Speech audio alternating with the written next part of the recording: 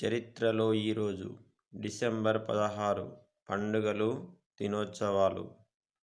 1971 December 16న భారతదేశం పాకిస్తాన్తో తలపడి విజయాన్ని సాధించినందుకు గాను విజయ్ దివస్ జరుపుకుంటున్నారు. జరిగిన సంఘటనలు: 1951 సాలార్జంగ్ మ్యూజియంను అప్పటి ప్రధానమంత్రి జవహర్ లాల్ నెహ్రూ ప్రారంభించారు. 1970 భారత ప్రధాన న్యాయమూర్తిగా ఎం. హిదాయతుల్లా పదవి విరమణ చేశారు. 1971 బంగ్లాదేశ్ ప్రత్యేక దేశంగా ఏర్పడింది.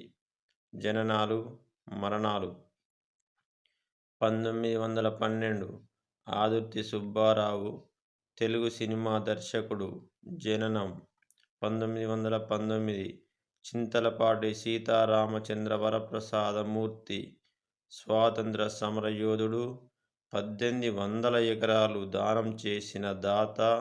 జననం 1922 కందుర్తి ఆంజనేయులు వచన కవితా పితామహుడు. జననం. సమాచారం నచ్చితే లైక్, షేర్, సబ్స్క్రైబ్ చేయండి. తిరిగి చరిత్రలో ఈరోజు కార్యక్రమంతో రేపు మళ్ళీ కలుసుకుందాం.